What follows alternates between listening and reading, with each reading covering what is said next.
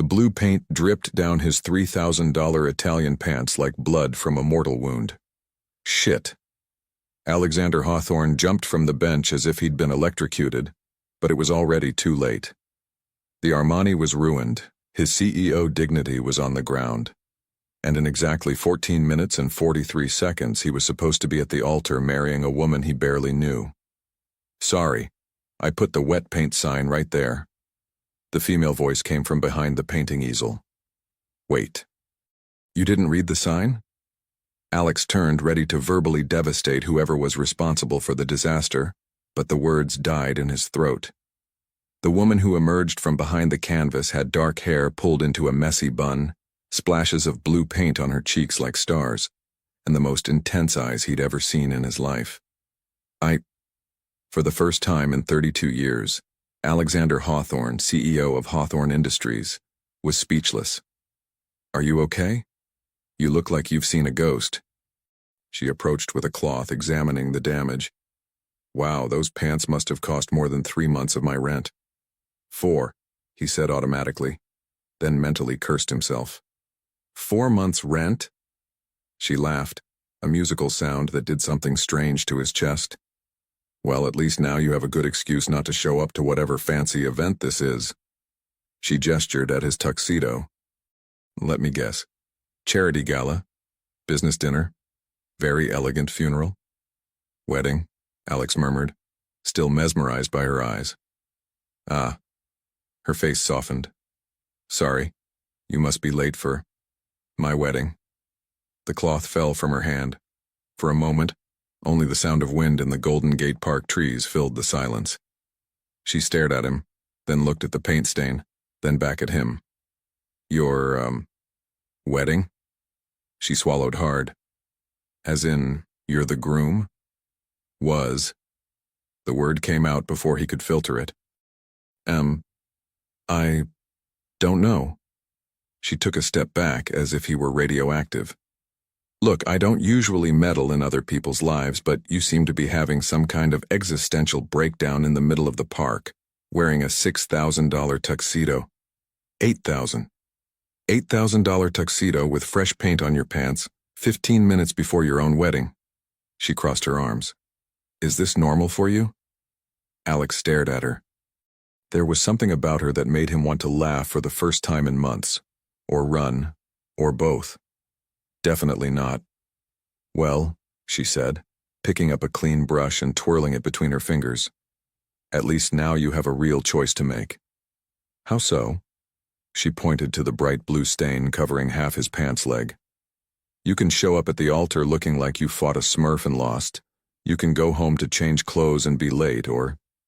She shrugged, a mischievous smile playing at the corners of her mouth. You can stay here and tell me why a man runs away from his own wedding to sit on a wet paint bench. Alex's phone buzzed. Another urgent message from the wedding planner, no doubt. Or the bride. Or his father, who had arranged this whole circus. He looked at her canvas for the first time. It was a sunset over the bay. But there was something more. A melancholic loneliness in the brushstrokes that hit him like a punch to the stomach. You paint loneliness, he said, surprised by his own observation. Her eyes widened. How did you... It's what I've been feeling for months. He turned completely toward her, forgetting about the ruined pants, forgetting about the wedding, forgetting everything except the woman in front of him. How did you manage to capture that? She studied him for a long moment as if trying to decipher a puzzle. Because I feel it too. His phone buzzed again. This time he ignored it completely. I'm Alex, he said, extending his hand. Maya. She hesitated for a second before accepting the handshake. Her skin was warm and stained with paint. And you, Alex, are officially late for your wedding. He looked at his watch. 10 minutes. Then he looked at her. I know. And for the first time in years, Alexander Hawthorne made a decision that had nothing to do with profits, contracts, or family expectations. He sat down on the grass next to her easel. Tell me about the loneliness, he said. Maya blinked, clearly shocked. Are you serious? I've never been more serious in my life. She looked at him for a long moment, then sat down too, crossing her legs and getting even more paint on the simple dress she wore. "Well," she said, picking up a brush, "this is going to be interesting." Across the city at Grace Cathedral, 300 guests waited for a groom who had just discovered something he didn't know he was looking for. Maya's brush hovered over the palette, blue paint still wet on the bristles. She'd painted loneliness for 3 years, but she'd never had someone see it before. Especially not a man in an $8,000 tuxedo who should be saying, "I do," right now. "You want to know about loneliness?" She dipped the brush in cerulean blue, the same shade now decorating his pants. "It's painting the same sunset every day because it's the only time the city doesn't feel like it's suffocating you." Alex's phone erupted in a symphony of buzzes, text after text lighting up the screen. He glanced at it, then deliberately placed it face down on the grass. "My father's probably having a stroke," he said. "The bride's probably in tears. 300 guests are probably wondering if I've been kidnapped." "Have you? By who?" Maya gestured to herself with the paintbrush. "The crazy artist who destroyed your pants and your wedding day." "You didn't destroy anything." Alex's voice was quieter now, more honest. "You just gave me an excuse to stop pretending."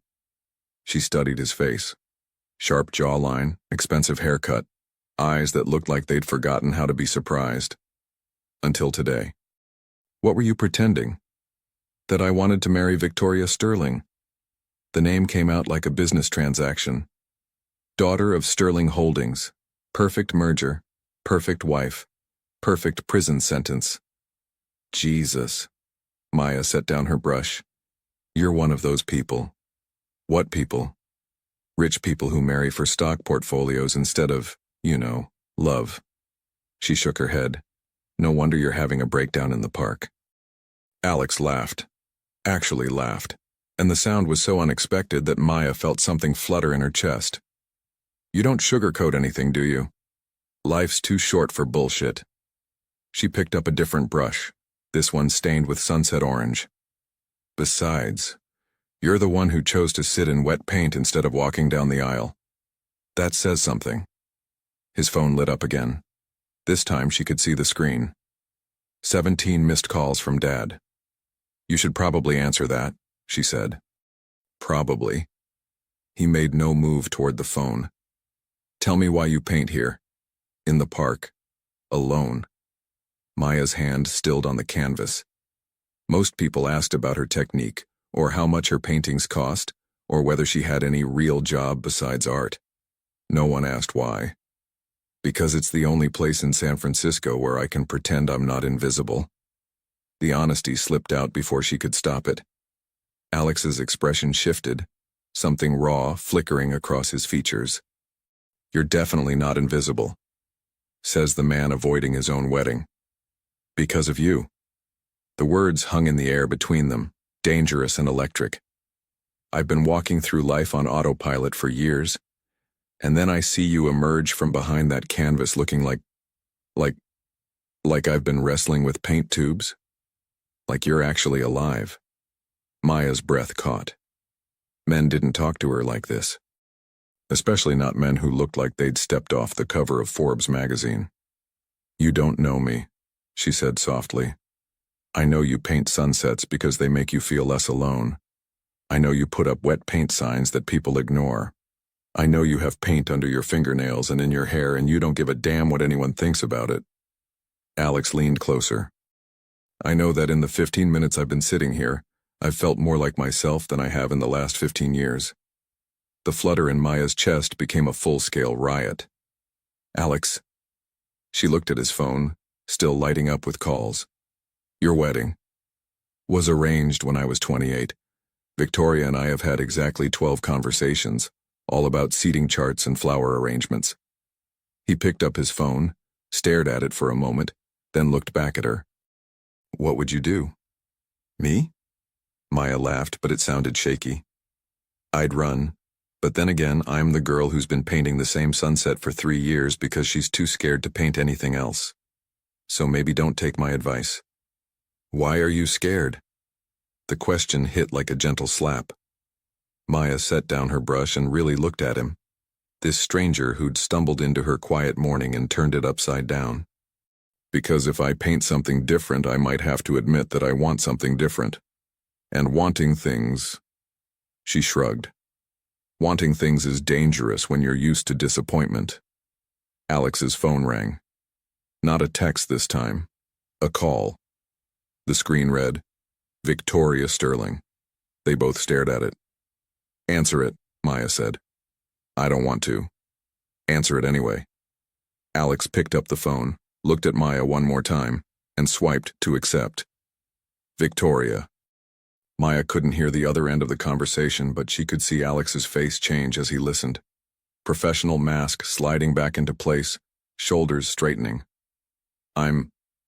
There's been an incident, he said into the phone. With my tux. I need to... He paused, listening. No, I'm not having second thoughts. I just need 20 minutes to... Maya stood up abruptly, wiping her hands on her dress. I should go, she mouthed. Alex's eyes went wide. He held up a hand, still talking to Victoria about delays and explanations and guests, but his gaze never left Maya. She was already backing away from the easel, from him, from whatever this moment was. Maya, wait. But she was walking quickly now, leaving her painting supplies scattered on the grass, leaving the half-finished sunset that had captured his attention, leaving the man who'd seen her loneliness and somehow made it feel less sharp. I have to go handle this, she heard him say into the phone. 20 minutes, Victoria, I promise. Maya didn't look back, but as she reached the edge of the park, she heard footsteps behind her. Maya! She turned to find Alex jogging after her, his expensive shoes slipping on the grass, his paint-stained pants a disaster, his phone clutched in his hand. You're going to be late, she said when he caught up. I'm already late. He was breathing hard. What's your last name? Why? Because I need to be able to find you again. Maya felt that dangerous flutter again.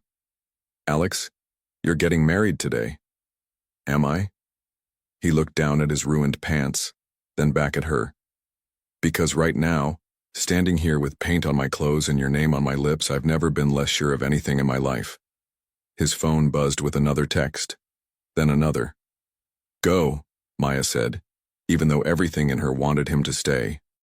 Go be the person everyone expects you to be. What if I don't want to be that person anymore? Then figure out who you want to be instead. She took a step back. But figure it out on your own time, not on Victoria Sterling's wedding day. She turned and walked away again, and this time Alex didn't follow. But as Maya disappeared around the corner, she heard him make a phone call. Dad, it's me.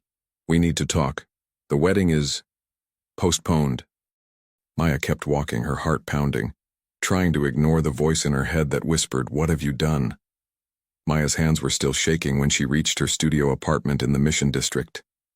The contrast between Alex's world and hers had never felt more stark. He'd just postponed a wedding that probably cost more than she'd make in 5 years, and she was climbing 3 flights of stairs to a space barely big enough for her easel. Her phone, a cracked iPhone she'd been nursing for 2 years, buzzed with a text from her best friend Zoe. Coffee later? I have gossip about that pretentious gallery owner. Maya stared at the message. How could she explain that her morning had been hijacked by a runaway groom who'd seen her loneliness and somehow made it beautiful? She couldn't. So she texted back. Rain check. Weird day. Weird how? Maya set the phone aside without answering and collapsed onto her futon, still in her paint-splattered dress.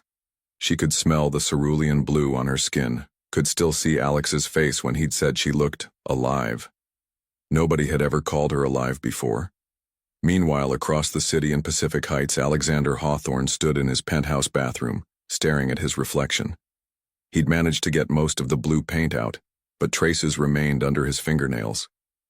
Evidence of the most impulsive 20 minutes of his adult life. Alex? His father's voice echoed from the living room. Richard Hawthorne had arrived 15 minutes ago, and the temperature in the penthouse had dropped 10 degrees. We need to discuss this situation. Alex straightened his tie, a fresh one, since the original was now paint-stained, and walked out to face the music. His father stood by the floor-to-ceiling windows, hands clasped behind his back, radiating the kind of controlled fury that had made him a fortune in corporate acquisitions. "Postponed," Richard said without turning around. "You told 300 guests that the wedding was postponed due to a wardrobe malfunction. It wasn't entirely untrue. Don't." Richard's voice could have cut glass. "Victoria Sterling called me in tears. Her father is threatening to pull out of the merger. And you—" He finally turned, his pale eyes scanning Alex like a balance sheet that didn't add up. "You smell like paint." Alex had inherited his father's height and business acumen, but nothing else. Where Richard was cold precision, Alex had always felt everything too deeply, which was why he'd learned to bury those feelings under spreadsheets and board meetings. Until this morning. "I met someone," Alex said. The words fell into the pristine silence of the penthouse like a bomb. "You met someone." Richard's voice was dangerously quiet. "On your wedding day, you met someone. Her name is Maya. She's an artist." "An artist?" Richard laughed, but there was no humor in it. "Of course she is. Let me guess. Broke, idealistic, probably thinks your money is evil." "I don't know what she thinks about money. We talked about loneliness." "Jesus Christ, Alex." Richard moved to the bar and poured himself 3 fingers of scotch. "You sabotaged a $50 million merger to discuss feelings with a stranger." "I didn't sabotage anything, I postponed." "There's no difference." Richard's composure finally cracked. "Victoria Sterling is not some girl you can reschedule like a dentist appointment. She's the daughter of our biggest potential partner, and you humiliated her in front of half of San Francisco society." Alex felt the familiar weight of expectation settling on his shoulders. The same weight that had guided every major decision of his life. Which college, which major, which job, which woman to marry. "Maybe humiliation isn't the worst thing that could happen to her," he said quietly. "What?" "Maybe she deserves someone who actually wants to marry her." Richard set down his scotch glass with enough force to crack it. "Want?" He stepped closer. "You think I wanted to marry your mother? You think any successful marriage is built on want?" He gestured around the penthouse. "This empire, this life, this legacy I'm leaving you, none of it was built on want. It was built on smart decisions and strategic partnerships." "And look how that turned out," Alex said before he could stop himself. The slap came so fast Alex barely registered it until his cheek was stinging. They stared at each other in shock. Richard had never hit him before, had barely even raised his voice until today. "Your mother died in a car accident," Richard said, his voice shaking. "That has nothing to do with—" "She died driving away from one of your strategic partnership dinners where you'd ignored her all night." The words Alex had held back for 15 years finally erupted. "She was lonely, Dad. In a marriage, in a house, in a life full of people who only saw her as an accessory to the Hawthorne name." Richard's face went white. That's not how it was." "Isn't it?" Alex touched his cheek where the red mark was forming. "Because from where I'm standing, you're asking me to become you. And I saw what that did to her." The silence stretched between them like a chasm. Finally, Richard picked up his scotch glass and walked toward the door. "Fix this," he said without looking back. "Call Victoria. Apologize. Reschedule the wedding for next weekend. And if I don't?" Richard paused at the door. "Then you'll find out what loneliness really looks like when you're cut off from everything you've ever known." The door closed with a soft click, leaving Alex alone in his perfect, empty penthouse. He walked to the window and looked out at the city spread below him. Somewhere out there, Maya was probably painting another sunset, turning her solitude into something beautiful. His reflection stared back at him from the glass. Expensive shirt, perfect hair, hollow eyes that looked exactly like his father's. Alex picked up his phone and scrolled through his contacts until he found Victoria's number. His thumb hovered over the call button. Instead, he opened his web browser and typed, "Maya Artist San Francisco Sunset Paintings." The search returned dozens of results, but none of them felt right. Too polished, too professional, Too visible for someone who painted in parks because she felt invisible. He tried. Maya, Artist, Mission District, San Francisco. Still nothing. He was about to give up when he remembered something she'd said. I've been painting the same sunset for 3 years. On impulse, he typed, Golden Gate Park Artists, Local Painters Sunset. The third result was a small article from the SF Weekly about local street artists. Buried in the middle was a photo of a young woman with paint-stained hands holding a canvas of the Golden Gate Bridge at sunset.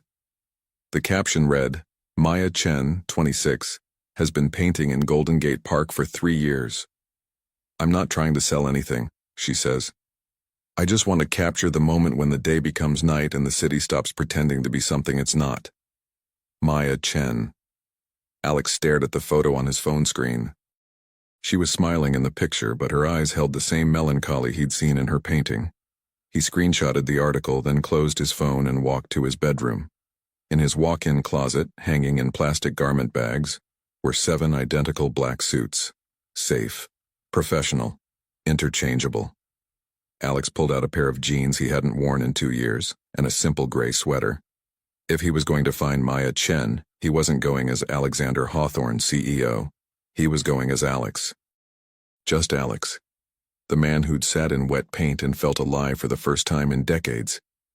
Alex had never ridden the Munibus before. The plastic seat squeaked beneath him as the 33 Ashbury lurched through Golden Gate Park, and he was pretty sure the woman next to him was conducting an entire relationship via text message, complete with dramatic sighs and muttered curses. This was not his world. But then again, neither was sitting in wet paint on a Tuesday morning, and that had turned out to be the most honest thing he'd done in years. The bus wheezed to a stop near the De Young Museum. Alex stood, his jeans feeling foreign after years of tailored suits, and stepped onto the sidewalk. He'd been riding around the city for 2 hours, checking every corner of Golden Gate Park where an artist might set up an easel. Nothing. His phone buzzed. Call me. Victoria. Then another. Alexander, we need to talk. Dad. And another. Dude, what happened? Twitter is going insane. James, his college roommate, apparently still following San Francisco society gossip. Alex turned off his phone and shoved it into his pocket. The afternoon sun was starting to angle toward evening when he finally found her. Maya was back at the same bench, the one with the wet paint sign that now read, Still Wet, in her careful handwriting. But this time she wasn't painting. She was sitting cross-legged on the grass, sketching in a notebook, her dark hair falling like a curtain around her face. Alex's heart did something complicated in his chest. He approached slowly, like she might bolt if he moved too quickly. Maya? She looked up, and for a split second, her face lit up with something that looked like joy. Then the walls slammed back down. Alex? She closed the sketchbook. Shouldn't you be on a honeymoon right now? Postponed, remember? Right. The wardrobe malfunction. She gestured to his jeans and sweater. I see you solved that problem. Actually, I created about 12 new problems. He sat down beside her, uninvited. But I figured them out later. Maya scooted slightly away from him. Look, about this morning. I found you online. Maya Chen, local artist, painting sunsets for 3 years because you want to capture the moment when the day becomes night and the city stops pretending to be something it's not. She stared at him. You researched me? I Googled you, there's a difference. Is there? Maya stood up, brushing grass off her jeans. Because Googling someone you met for 20 minutes feels a little intense.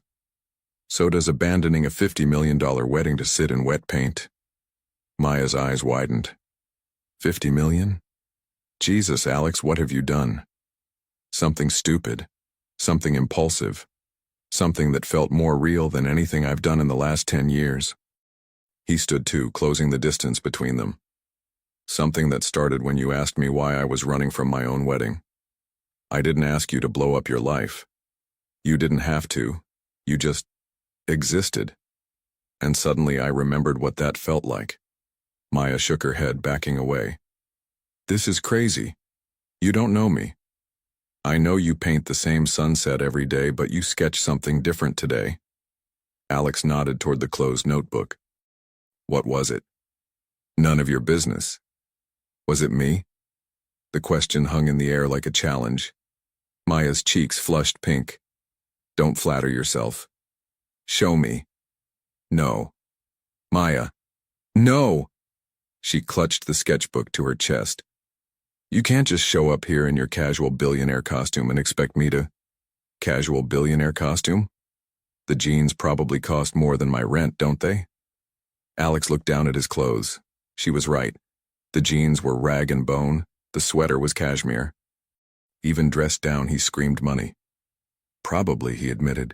And you think you can just... What? Slum it with the local artist for a few days until you get bored and go back to your real life? My real life just blew up, remember? Temporarily. Rich guys like you don't stay blown up. You have safety nets and family lawyers and trust funds. Maya's voice was rising. You'll marry Victoria Sterling next month instead of this month, and I'll still be here painting sunsets because I'm too scared to paint anything else. Then paint something else. Like what? Like me. The words exploded out of him before he could think. Maya stared at him, her mouth slightly open. Paint me, Alex said again, quieter now. I'll sit still. I'll pay you. You'll what? Commission me like I'm some kind of street performer? That's not what I meant. That's exactly what you meant. Maya's eyes were blazing now. The rich guy wants to play with the broken artist. Very pretty woman of you. Hey, that's not fair, isn't it? She opened her sketchbook and thrust it at him. You want to see what I drew? Fine, look. Alex looked down at the page and felt the air leave his lungs. It was him. Not a perfect portrait, but something more honest. Him sitting on the bench with paint on his pants, his face turned toward something off the page. But it wasn't just his features she'd captured. It was the exact moment when his mask had slipped away. The moment when Alexander Hawthorne, CEO, had become just Alex. Maya, he breathed. I drew you because you were the first person in 3 years who made me want to draw something other than a sunset. Her voice was quieter now, more vulnerable. But that doesn't mean anything. That doesn't change the fact that you're engaged to someone else and you're what? I'm nobody. I'm the girl who paints in parks because she can't afford studio space. I'm invisible. You're not invisible to me. Today, right now. But what about tomorrow when your father calls you back to reality? What about next week when Victoria Sterling forgives you and you remember why marrying her makes sense? Maya closed the sketchbook. I can't be someone's temporary adventure, Alex. I'm not built for it.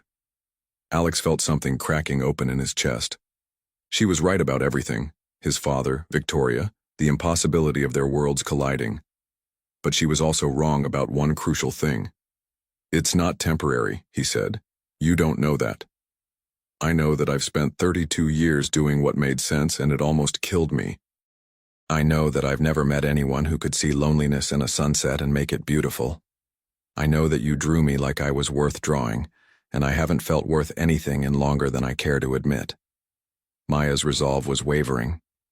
He could see it in the way she was gripping the sketchbook, like she was holding on to a life preserver. Alex, have dinner with me. What? Not at some fancy restaurant. Somewhere you like. Somewhere you feel like yourself. He took a step closer. One dinner. If you still think I'm just some rich guy playing dress-up, I'll leave you alone. And if I don't? Then we figure out what happens next. Maya looked at him for a long moment. In the distance, the sun was beginning its descent toward the horizon, painting the sky in the same shades she captured on canvas every day. There's a taco truck, she said finally.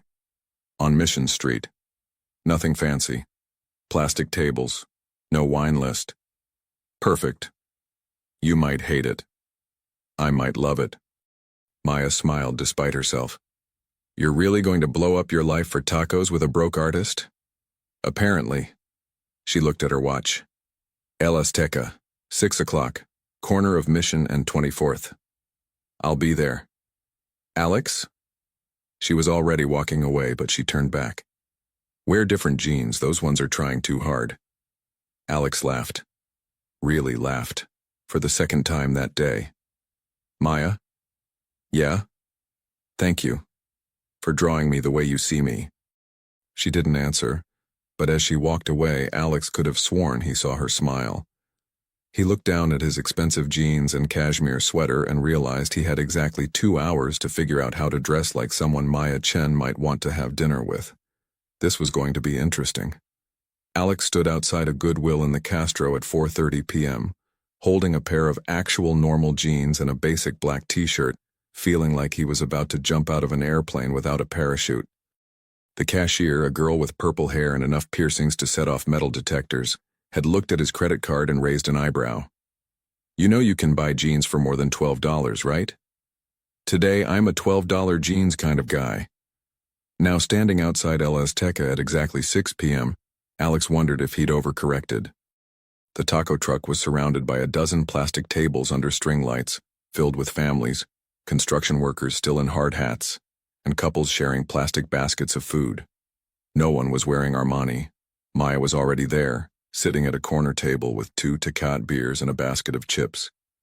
She'd changed out of her paint-splattered clothes into a simple blue dress that made her eyes look like storm clouds. When she saw him approaching, her face broke into a grin. Much better, she said, looking him up and down. You almost look like a real person. These jeans have seen actual labor, Alex said, sliding into the plastic chair across from her. The guy at Goodwill told me they belonged to a carpenter. You bought used jeans? I bought authenticity. Maya laughed, pushing one of the beers toward him. How's it feel?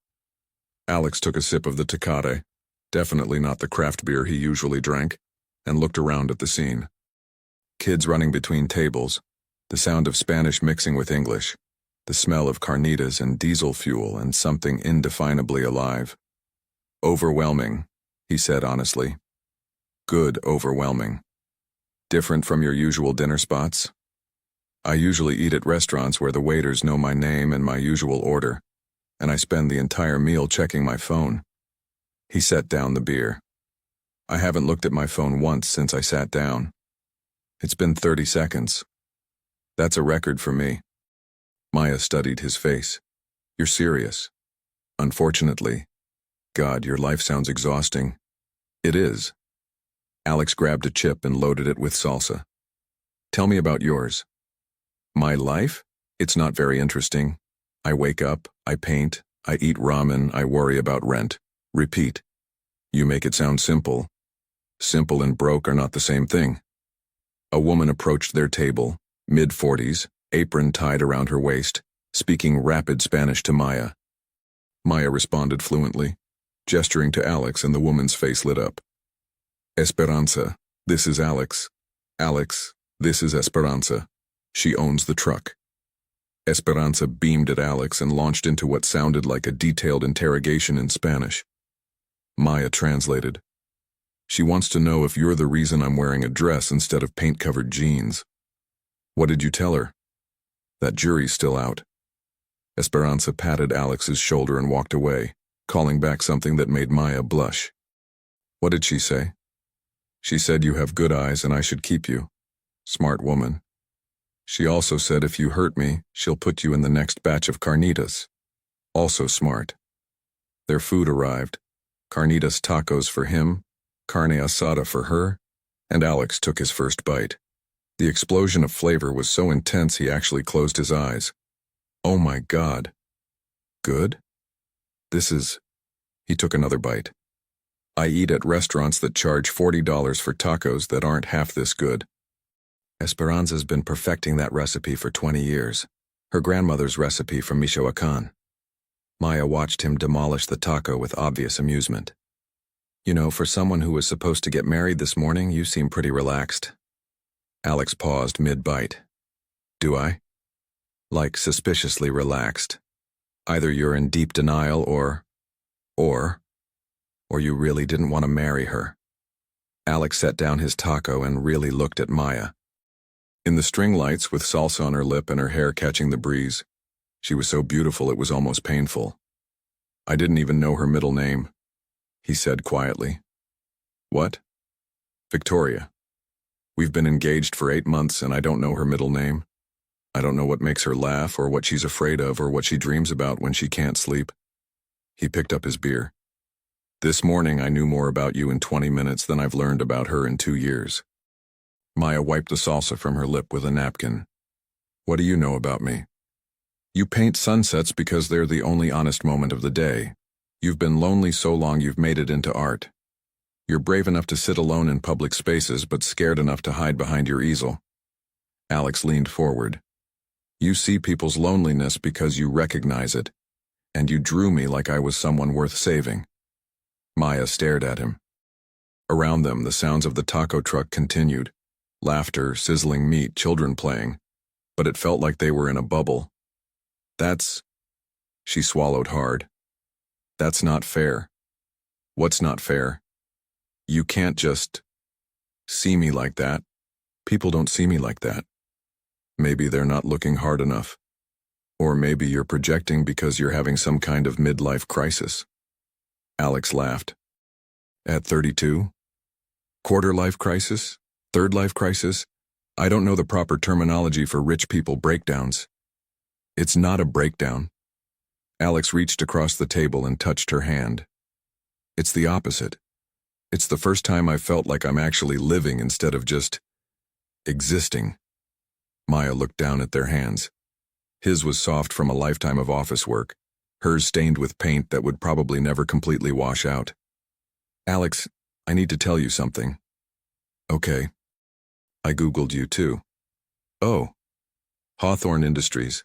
Net worth estimated at $800 million. Forbes 30 under 30. Engaged to Victoria Sterling, daughter of Sterling Holdings, in what's being called the merger of the decade. She looked up at him. You're not just rich, Alex, you're rich. Does that change anything? It changes everything. I live in a studio apartment where I can touch all 4 walls without moving. You live in a penthouse that probably has more square footage than my entire building. She pulled her hand away. We're from different planets. So this is temporary. This whole thing, you slumming it with the local artist, me getting swept up in some pretty woman fantasy. It has an expiration date. Stop calling it slumming. What would you call it? Alex was quiet for a moment, watching a little girl at the next table try to convince her father to let her have another taco. Waking up, he said finally. I'd call it waking up. Maya's phone buzzed. She glanced at it and her face changed. Everything okay? My landlord. She showed him the text. Rent was due yesterday. Pay by Friday or I start eviction proceedings. How much? Alex, no. How much, Maya? $1,800. And before you even think about it, I'm not taking money from you. Why not? Because, she gestured between them. This is exactly what I'm talking about. You can fix my problems with pocket change. That's not a relationship, that's charity. What if I commissioned a painting? Maya stared at him. What? $1,800 for a painting. A big one. Whatever you want to paint. Alex pulled out his phone. I can Venmo you right now. Alex, I'm not giving you charity. I'm buying art from an artist whose work I admire. You've seen one painting, and it was the most honest thing I've encountered in years. He leaned forward. Paint me something, Maya. Paint me anything. But don't let some landlord destroy what we're building here over $1,800. Maya looked at him for a long moment. Around them, El Azteca hummed with life and laughter, and the kind of authentic joy Alex hadn't realized he'd been missing. What are we building? She asked softly. Alex reached for her hand again, and this time she didn't pull away. I don't know yet, he said, but I want to find out. Maya squeezed his fingers, her paint-stained thumb tracing over his knuckles. One painting, she said finally, and you don't get to tell me what to paint. Deal. And this doesn't make us anything. Yet. Yet? Maya smiled, and it was the first time all day she'd looked genuinely happy. Yet, she confirmed. As the sun set over Mission Street, Alex realized he'd never had a better first date in his life. even if it might also destroy everything he'd ever known. Some risks he was beginning to understand were worth taking. Maya's studio apartment looked like a paint bomb had exploded in a closet. Canvases lined every wall, brushes soaked in mason jars, and tubes of acrylic squeezed until they were flat and twisted. In the center of it all, Alex sat perfectly still on a wooden stool that creaked every time he breathed. "Don't move," Maya said for the 5th time in 10 minutes. "I'm not moving." "You're thinking too loud. I can see it in your shoulders." Alex tried to relax, but sitting motionless while someone studied every line of his face was more intimate than anything he'd experienced in years. Maya had been painting for an hour, and he'd watched her transform from the self-conscious woman at dinner into something fierce and focused. She was magnificent when she painted. "What are you thinking about?" she asked, not looking up from the canvas. "You." Her brush paused mid-stroke. "That's not helping the thinking too loud situation." "Sorry. Don't apologize, just think quieter thoughts." Alex smiled despite himself. "How does one think quietly?" "I don't know. Think about clouds or something." "I'd rather think about you." Maya finally looked at him, her cheeks flushed from concentration and something else. "Alex, I can't help it. You get this look when you're painting, like you're seeing something the rest of us are missing. I am seeing something you're missing." She gestured to the canvas. "I'm seeing you." "What do you see?" Maya set down her brush and walked around the easel to study him directly. She was close enough that he could smell the paint on her clothes, the coffee on her breath, the faint scent of jasmine in her hair. "I see someone who's been wearing a mask so long he forgot what his real face looks like." She touched his jaw gently, turning his head slightly to catch the light. "But it's still there, under all the CEO armor." Alex's breath caught as her fingers traced his cheekbone. "Maya." "Shh. I'm working." But she didn't move away. Instead, she studied his face like she was memorizing it, her thumb brushing over the spot where his father had slapped him yesterday. The bruise had faded, but she seemed to see it anyway. "Who hurt you?" she asked softly. "What?" "There's something here." She traced the invisible bruise. Sadness. Old anger. "Who hurt you, Alex?" The question hit him like a physical blow. No one had ever looked at his face and seen pain there. He'd spent years perfecting the art of hiding it. "My father," he said before he could stop himself. Maya's hand stilled on his face. "Recently?" "Yesterday, when I told him about you." "He hit you?" Alex nodded, suddenly feeling like that lost little boy whose mother had died, and whose father had never quite figured out how to love what was left. "I'm sorry," Maya whispered. "It's not your fault." "Isn't it?" She pulled her hand away, but the warmth of her touch lingered. "You blew up your life because of me. I blew up my life because it needed blowing up. You just gave me the courage to light the fuse." Maya walked back to her easel, but Alex could see her hands shaking as she picked up her brush. "Tell me about your mother," she said, loading the brush with paint the exact color of his eyes. "Why?" "Because she's in your face too. The way you look when you think no one's watching. There's grief there." Alex was quiet for so long that Maya started painting again, thinking the conversation was over.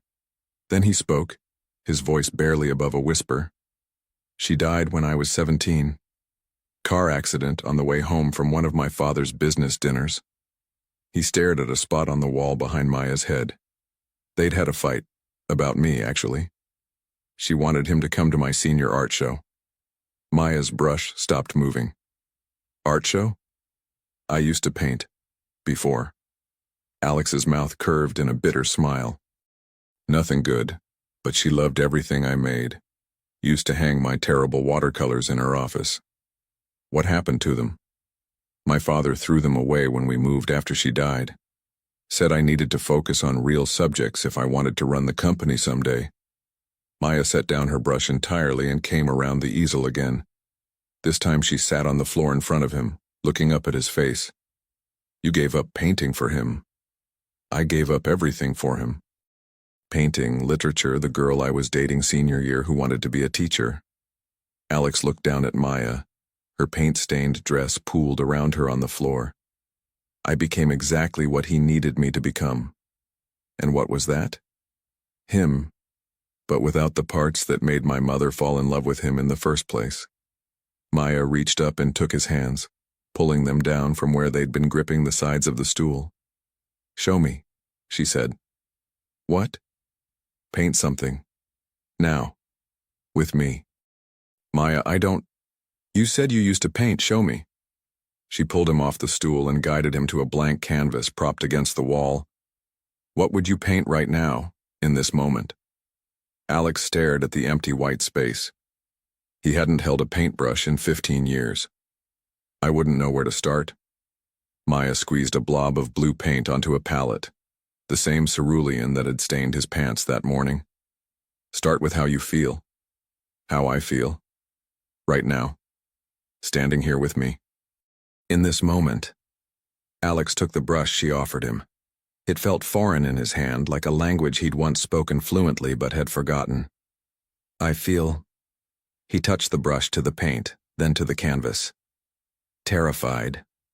A blue streak appeared on the white surface. Of what? Of wanting this. Another stroke, deeper this time. Of wanting you. Maya stepped closer, close enough that her shoulder brushed his arm as she guided his hand across the canvas. What else? Alive. The word came out broken. I feel alive for the first time since she died. They painted together in silence for several minutes, blue becoming purple, becoming something that looked like storm clouds, or maybe hope. Alex couldn't tell the difference anymore. "Alex," Maya said finally. "Yeah?" "Look at me." He turned, and she was so close he could count the flecks of gold in her gray eyes. "I'm going to kiss you now," she said. "Maya, unless you don't want me to." Alex dropped the paintbrush. It clattered to the floor, leaving a blue streak on the hardwood. "I've wanted you to kiss me since the moment you stepped out from behind that easel. Then shut up and let me." She rose on her tiptoes, her paint-stained hands framing his face, and kissed him like she was painting something beautiful onto his lips. Alex had been kissed before, politely, appropriately, by women who tasted like expensive wine and social expectations. But Maya kissed him like she was claiming something, like she was bringing him back to life with the pressure of her mouth against his. When they finally broke apart, both breathing hard, Alex realized they were covered in paint again. Blue handprints on his shirt, purple smudges on her cheek. "We're a mess," Maya whispered against his lips. "I don't care. Your shirt is ruined. It's a $12 shirt. I'll buy another one." Maya laughed, and the sound was like music in the cluttered space of her studio. "God, you're going to destroy me," she said. "Why?" "Because I'm falling for you, and I know it's going to end badly." Alex kissed her forehead, tasting paint and possibility. "What if it doesn't? What if it does? Then at least we'll have this. This moment. This painting." He looked over at the canvas they'd created together, chaotic and imperfect and somehow exactly right. This feeling. Maya looked at the painting too, then back at Alex. "Stay," she said suddenly. "What?" "Stay tonight. Not for sex or anything, just stay. Sleep on my terrible futon. Help me finish your portrait in the morning." Alex thought about his empty penthouse, his father's ultimatums, Victoria's wounded phone calls. Then he looked at Maya, paint-stained and beautiful, and asking him to stay in her tiny, cluttered world. "Okay," he said. "Okay. I'll stay." Maya smiled, and Alex realized he'd do anything to keep seeing that smile, even if it meant losing everything else. Some things, he was learning, were worth the risk. Maya woke up to the sound of aggressive knocking and her name being shouted in a voice she didn't recognize. Alex was curled on her futon, one arm dangling toward the floor where his paint-stained shirt lay crumpled, his face peaceful in a way that made her chest ache. They'd stayed up until 3 a.m. finishing his portrait, talking, laughing, stealing kisses between brushstrokes. He'd told her about his first painting, a lopsided dog, his mother's favorite color, sage green, and the exact moment he'd stopped believing in happy endings, his 17th birthday when the funeral director had asked what flowers to put on the casket. Maya had never felt so connected to another human being, which is why the pounding on her door felt like the universe preparing to destroy something beautiful. Maya Chen. The voice was male, authoritative, and furious. Open this door immediately. Alex jerked awake, his hair sticking up at impossible angles. What's happening? He mumbled. I don't know, but I know you're in there. And I know Alexander Hawthorne is with you. Maya's blood went cold. Alex sat up fully, suddenly alert. How does he know my name? She whispered. Alex's face had gone pale. He reached for his phone and cursed under his breath. 47 missed calls, 63 text messages. He scrolled through the notifications. Maya, I think... The door exploded inward. Maya shrieked as 3 men in expensive suits filled her tiny studio. The one in front, silver-haired ice-blue eyes radiating the kind of power that came from never being told no, looked exactly like Alex would in 30 years. Dad, Alex said, his voice flat. Get dressed, Richard Hawthorne snapped. Both of you, now. You can't just break into someone's apartment. I can do whatever I want when my son disappears for 18 hours and the business section of the Chronicle runs a story about the mysterious postponement of San Francisco's wedding of the year. Richard's gaze swept over Maya's paint-covered dress, Alex's disheveled appearance, the intimate chaos of canvases and brushes. Do you have any idea what you've done? Maya pulled Alex's shirt around her shoulders, suddenly feeling exposed in her own home. I didn't do anything, she said. Really? Richard pulled out his phone and showed her the screen. Then explain this. It was a photo of her and Alex at El Azteca, holding hands across the plastic table, looking at each other like they were the only 2 people in the world. The headline read, Hawthorne heir spotted with mystery woman hours after wedding postponement. Where did you get that? Maya's voice was barely a whisper. It's been shared 12,000 times on Instagram.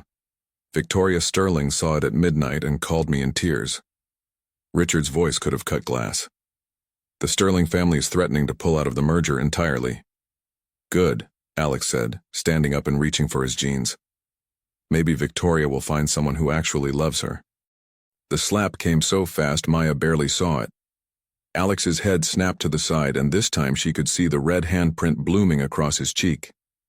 Don't you dare touch him.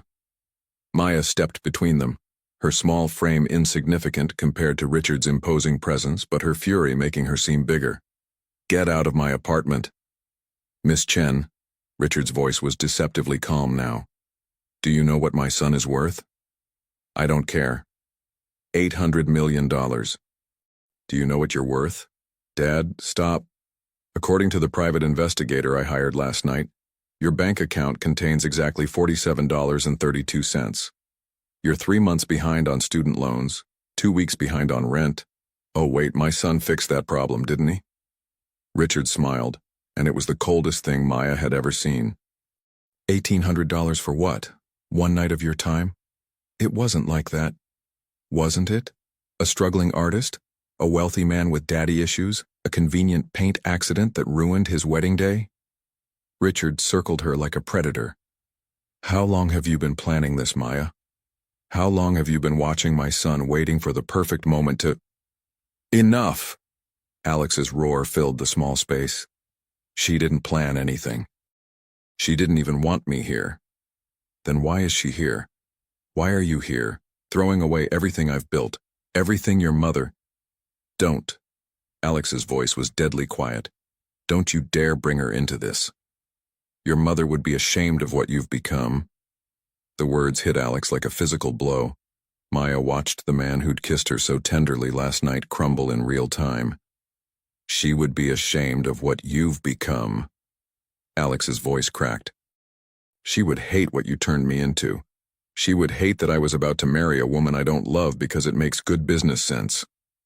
Business sense is what keeps food on the table. We have more food than we could eat in 10 lifetimes. We have more money than we could spend in 10 lifetimes. And for what? So you can buy another company? So you can have another merger? So you can fill the hole Mom left with acquisition reports and stock prices? Richard's face went white with rage. You ungrateful— She's dead, Dad. Alex was crying now, tears streaming down his face in front of these strangers, in front of Maya, in front of his father who'd never allowed emotions in the boardroom or anywhere else. She's been dead for 15 years, and you're still trying to prove to her ghost that you're worth loving. The silence that followed was deafening. Maya looked between father and son, seeing the same pain reflected in different ways. Richard's grief had calcified into control. Alex's had softened into longing. Alex, she said quietly. Both men turned to her. You should go. Alex stared at her. What? This is your family, your life, your choice. She looked around at her tiny, cluttered studio. So small compared to his world, so insignificant compared to his responsibilities. I can't be the reason you lose everything. Maya. No. I was wrong to ask you to stay. I was wrong to think this could work. She picked up his shirt from the floor and handed it to him. Go fix your life. My life doesn't need fixing. It needs changing. Into what? This? She gestured around the apartment. Living in a studio that's smaller than your closet? Eating ramen for dinner because you can't afford anything else? Being with someone your father investigated like a criminal? Yes. Alex grabbed her shoulders. Yes, if it means being with you. Maya looked into his eyes and saw everything she wanted. Love, possibility, a future she'd never dared to imagine. Then she looked at Richard Hawthorne and saw everything Alex would lose. Go, she whispered. Maya. Go. The word came out as a scream, raw and broken. Before I change my mind and destroy both our lives. Alex stared at her for one more moment, his face devastated. Then he pulled on his shirt and walked toward the door. At the threshold, he turned back. I love you, he said. Maya's heart shattered completely. I know, she whispered. I love you too. Richard Hawthorne smiled triumphantly and followed his son out. Maya stood alone in her ruined studio, surrounded by canvases and dreams, and the lingering scent of expensive cologne. On her easel, Alex's portrait stared back at her, the man behind the mask, beautiful and broken and real. She picked up a brush and with shaking hands began to paint tears on his cheeks. Because some endings, she realized, were too honest to be happy. 3 days later, Alexander Hawthorne stood in Grace Cathedral wearing a different tuxedo and the same hollow expression he'd perfected over the past 15 years. Victoria Sterling looked radiant in her custom Vera Wang gown, and 400 guests whispered excitedly about the romantic postponement that had only made the wedding more anticipated. The business pages had spun it beautifully. Hawthorne-Sterling union delayed for personal touches instead of groom runs away with broke artist. Alex's father had orchestrated everything perfectly. You look handsome, Victoria said, adjusting his boutonniere with manicured fingers. Are you nervous? Always, Alex replied, which was true enough. Victoria smiled. My father says the honeymoon suite at the Ritz-Carlton Paris is magnificent. We'll have 2 weeks to get to know each other properly. 2 weeks to get to know each other, after being engaged for 8 months. Alex nodded and tried to summon enthusiasm for a life sentence disguised as a marriage. Alex? Victoria's voice was softer now. Are we doing the right thing? For a moment he saw something real in her blue eyes. Doubt, maybe, or hope that he'd be honest. What do you think? He asked. I think... She looked around at the flowers, the guests, the cathedral that had hosted San Francisco's elite weddings for generations. I think it's what's expected of us. Is that enough?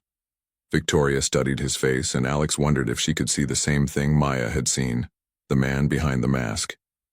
It has to be, she said finally. Doesn't it? Before Alex could answer, the wedding coordinator appeared like a whirlwind of efficiency. Mr. Hawthorne, we're ready to begin. Your father is seating the last guests now. Alex nodded and took his place at the altar. Through the stained glass windows, Late afternoon sunlight painted everything in blues and golds, the same colors Maya mixed when she painted her sunsets. Maya. He'd tried not to think about her for 3 days. Tried to focus on damage control, on Victoria's hurt feelings, on his father's satisfied smiles. But every sunset reminded him of her hands covered in paint. Every moment of silence reminded him of her laugh. Every breath reminded him that he was suffocating. The organ began playing the processional. The guests stood. Victoria appeared at the back of the cathedral, walking toward him on her father's arm like a beautiful sacrifice. Alex watched her approach and felt absolutely nothing. The ceremony began with traditional words about love, honor, and commitment. The priest asked the congregation to witness this union. Victoria smiled at Alex with genuine warmth, and he realized she was a good person who deserved someone who could love her properly. Alexander Hawthorne, the priest said, do you take Victoria Sterling to be your wife, to have and to hold in sickness and in health, for richer or poorer, for better or worse, till death do you part? Alex opened his mouth to say, I do. Instead, he said, I'm sorry. The cathedral went silent. Alex, Victoria whispered. I'm sorry, Victoria. I'm sorry to you, to your family, to everyone here. Alex turned to face the congregation. 400 people in their finest clothes staring at him in shock. But I can't do this. Gasps echoed through the cathedral. Someone's phone camera flashed. His father stood up in the front row, his face purple with rage. I can't marry someone I don't love, Alex continued, his voice carrying to the back of the cathedral. Victoria deserves better than that. She deserves someone who knows her middle name, who makes her laugh, who wants to wake up next to her every morning for the rest of his life. Alexander, stop this immediately, his father hissed. No. Alex pulled off his boutonniere and let it fall to the cathedral floor. I'm done pretending. I'm done living the life you planned for me. I'm done being the son you wanted instead of the person I actually am. He turned back to Victoria, who was standing frozen in her wedding dress, tears streaming down her cheeks. I'm sorry, he said again. You're going to find someone amazing. Someone who sees you for who you really are. And who sees you? Victoria asked softly. Alex smiled, and for the first time in days it felt genuine. There's a woman who paints sunsets in Golden Gate Park. She's broke and stubborn, and she sees loneliness in people and makes it beautiful. He looked out at the shocked faces of San Francisco's elite. She's the most real person I've ever met, and 3 days ago I walked away from her because I was afraid of disappointing all of you. Alexander! His father was moving toward the altar now. But I realized something, Alex continued, stepping back from Victoria. I'd rather disappoint everyone else than disappoint myself. I'd rather be poor and authentic than rich and empty. He started walking down the aisle, past his father's furious face, past Victoria's parents, past 400 people whose opinions had controlled his life for too long. Son, if you leave now, don't bother coming back. Alex paused at the cathedral doors. Dad? He turned back one last time. Mom would have wanted me to paint. Then he walked out into the San Francisco afternoon, leaving his old life behind like a discarded tuxedo. Maya was in Golden Gate Park, painting her sunset as always, when she heard footsteps on the grass behind her. She didn't turn around, couldn't bear to hope it was who she thought it was. Is there room for one more artist? Alex's voice was breathless, like he'd been running. Maya's brush stilled on the canvas. Shouldn't you be at your wedding? I called it off. She turned then, and saw Alex standing there in his tuxedo pants and dress shirt, his tie loosened, his hair disheveled from running. He was holding something in his hands. What's that? She asked. Paint. He showed her the small set of watercolors, cheap ones from a drugstore, nothing like the expensive oils she used. I thought maybe, if you'd let me, I could paint with you again. Maya stared at him, afraid to believe what she was hearing. Alex, your father, cut me off, completely. No trust fund, no job, no penthouse. Alex sat down on the grass beside her easel, his expensive clothes getting stained with dirt and paint. I have about $3,000 in my personal checking account and nowhere to live. Jesus, Alex. Maya. He looked at her with those eyes that had first seen her loneliness and somehow made it beautiful. I love you. not your potential, not what you could become, not what you could give me. I love your paint-stained hands and your stubborn independence and the way you see the world like it's worth saving. Maya felt tears starting in her eyes. I love that you make ramen taste like a feast and that you paint the same sunset every day because you're still looking for the perfect one. Alex opened his watercolor set. I love that you sent me away because you thought it was what was best for me, even though it was killing you. It was killing me, Maya whispered. Then don't do it again. Alex picked up a brush, plastic, dollar store quality, nothing like the professional ones she used. Let me stay. Let me figure out who I am when I'm not trying to be my father. Let me learn to paint again. Maya looked at him. Really looked. The mask was completely gone now. This was just Alex, vulnerable and hopeful, and offering her his whole imperfect heart. I don't have much to offer, she said. You have everything I need. My futon is terrible. I'll buy us a better one when I get a job. What kind of job? Alex grinned. I don't know yet. Something that doesn't require a soul. Maya laughed despite herself. You're insane. You gave up $800 million. I gave up a prison sentence. Alex dipped his brush in water, then in paint. Cerulean blue, the color that had started everything. Besides, I didn't give it up for nothing. What did you give it up for? Alex leaned over and kissed her, soft and sure and tasting like freedom. I gave it up for love, he said against her lips. For art, for sunsets that look different every day when you're seeing them with the right person. Maya kissed him back, getting paint on his dress shirt, not caring about anything except the way he held her like she was precious. So what now? She asked. Now we paint, Alex said, gesturing to the blank canvas he'd brought. Together. What should we paint? Alex looked at the horizon where the sun was beginning its descent, painting the sky in shades of hope and possibility. How about a sunrise? He said. Something new. Maya smiled and picked up her brush. I love you, Alex Hawthorne. I love you too, Maya Chen.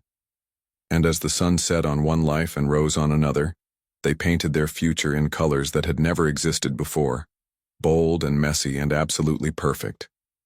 6 months later, the SF Weekly ran a feature about a local art duo whose collaborative paintings had taken the city by storm. The photo showed a man and woman painting together in Golden Gate Park, their hands intertwined around the same brush, their faces radiant with the kind of happiness that couldn't be bought or sold or arranged. The caption read, Alex Hawthorne and Maya Chen have been painting sunrises together every morning for 6 months. We realize that endings are just beginnings in disguise, Maya explains. And love isn't about finding someone perfect. It's about finding someone whose imperfections make you want to be better.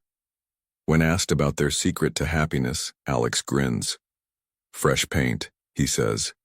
Every day we start with a blank canvas and see what happens. The couple is planning their first joint exhibition for next spring. Admission will be free because, as Maya puts it, beautiful things shouldn't be locked away from people who need to see them. Some love stories, it seems, are worth every messy, imperfect brushstroke. The end. Some things are worth the mess they make. Maya Chen.